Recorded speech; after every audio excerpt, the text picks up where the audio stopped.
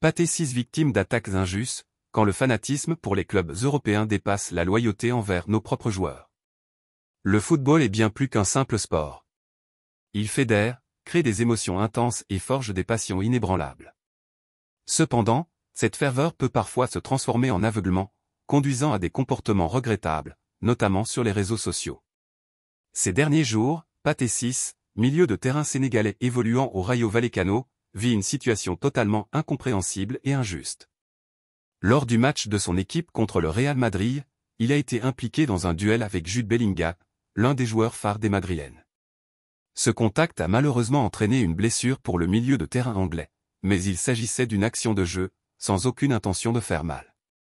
Cependant, plutôt que de reconnaître qu'il s'agissait d'un fait de jeu comme il en existe des centaines dans un match de football, certains supporters ont choisi de s'acharner sur Pathé 6, et de manière encore plus surprenante, ce sont certains Sénégalais eux-mêmes qui l'ont pris pour cible. Sur son compte Instagram, Pathé 6 a partagé en story plusieurs messages haineux qu'il a reçus, où certains supporters lui reprochent d'avoir intentionnellement blessé Jude Bellingham. Mais comment en est-on arrivé là? Pourquoi un joueur sénégalais est-il attaqué par ses propres compatriotes simplement parce qu'il a eu un duel avec un joueur du Real Madrid? Cette situation est symptomatique d'un problème bien plus profond, qui touche le rapport des supporters africains à leur propre football et à leurs propres joueurs. Le fanatisme pour les clubs européens, une réalité préoccupante en Afrique. Depuis plusieurs décennies, les clubs européens dominent le football mondial non seulement sur le terrain, mais aussi dans l'imaginaire des supporters. Grâce à la puissance de leur marketing, leur omniprésence médiatique et leurs résultats en compétition internationale, ils ont conquis des millions de fans africains, qui suivent leur actualité avec autant d'intensité, voire plus, que celle de leurs propres clubs nationaux. Des clubs comme le Real Madrid, le FC Barcelone, Manchester United, Liverpool, Chelsea, le Bayern Munich ou encore la Juventus sont devenus des références absolues pour des millions de supporters africains. Beaucoup de jeunes grandissent en regardant exclusivement ces clubs, en portant leur maillot et en connaissant chaque détail de leur histoire et de leurs effectifs.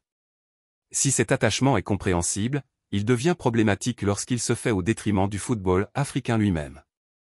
Cette suridentification aux clubs européens fait que certains supporters en viennent à défendre ces clubs contre leurs propres compatriotes, oubliant qu'en fin de compte, ces grandes équipes restent des entreprises, qui n'ont pas vocation à valoriser le football africain. Le cas de Pathé 6 est un exemple frappant de cette dérive. Dans n'importe quel autre pays, lorsque l'un de leurs joueurs est impliqué dans une action litigieuse contre un joueur étranger, les supporters nationaux le défendent en priorité. En Argentine, au Brésil, en Uruguay, en Italie ou en Espagne, un joueur local qui tacle un adversaire, même d'un club prestigieux, ne sera jamais insulté par ses propres supporters. Pourquoi alors un joueur sénégalais est-il pris pour cible par ses propres compatriotes simplement parce qu'il a eu un contact avec un joueur du Real Madrid? Ce phénomène doit nous pousser à nous interroger sur notre relation avec le football et sur l'importance de valoriser nos propres talents avant de défendre des clubs qui, en réalité, ne nous doivent rien. Les réseaux sociaux, amplificateurs de haine et d'irrespect. Un autre facteur qui joue un rôle majeur dans cette situation est la montée en puissance des réseaux sociaux, qui ont totalement transformé la façon dont les supporters interagissent avec les joueurs. Aujourd'hui, un joueur professionnel est exposé en permanence aux critiques et aux insultes. Chaque match est scruté, chaque action est disséquée, et la moindre erreur ou décision contestable peut provoquer un déferlement de haine en ligne. Dans le cas de Pathé 6, les critiques ont été immédiates et disproportionnées.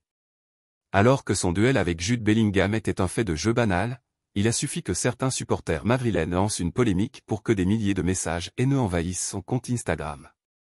Il est important de se rappeler que les joueurs de football sont des êtres humains avant tout. Ils ne sont pas des machines, et ils n'ont aucun contrôle sur la façon dont leurs actions sont perçues par les supporters. Les insultes et menaces reçues par Pathé 6 montrent une forme d'acharnement injustifié, qui témoigne d'un manque de recul et d'un fanatisme aveugle. L'importance de protéger nos propres joueurs et de valoriser le football sénégalais.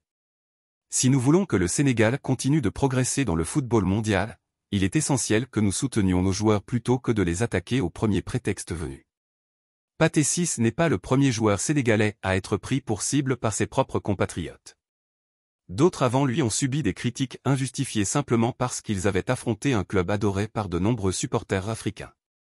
En revanche, lorsque des joueurs sénégalais réalisent des performances de haut niveau en club ou en sélection, ces mêmes supporters sont les premiers à les glorifier et à revendiquer leur appartenance au Sénégal.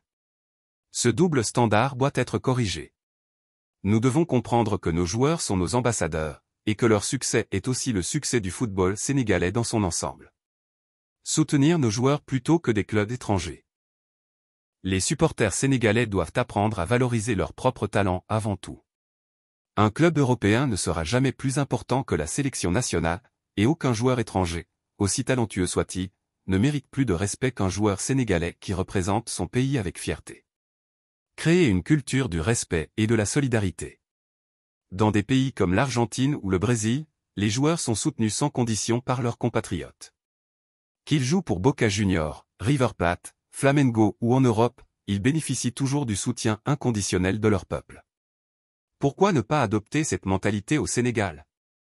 Pourquoi ne pas protéger nos propres talents, et leur offrir le respect qu'ils méritent? Conclusion, un changement de mentalité est nécessaire. L'affaire Pathé Ciss est une triste démonstration de l'influence excessive des clubs européens sur les supporters africains. Elle montre à quel point certains préfèrent défendre des joueurs étrangers au détriment de leurs propres compatriotes. Il est temps d'adopter une nouvelle approche dans notre manière de supporter le football. Le Sénégal possède des joueurs talentueux qui méritent d'être soutenus et respectés. Pathé Ciss, comme tous les autres lions de la Teranga, a besoin du soutien de son peuple, pas de ses critiques. Si nous voulons voir le Sénégal continuer à briller sur la scène internationale, il est essentiel de valoriser et défendre nos propres joueurs plutôt que de les attaquer pour des raisons insignifiantes. Si vous voulez soutenir le football sénégalais, abonnez-vous dès maintenant.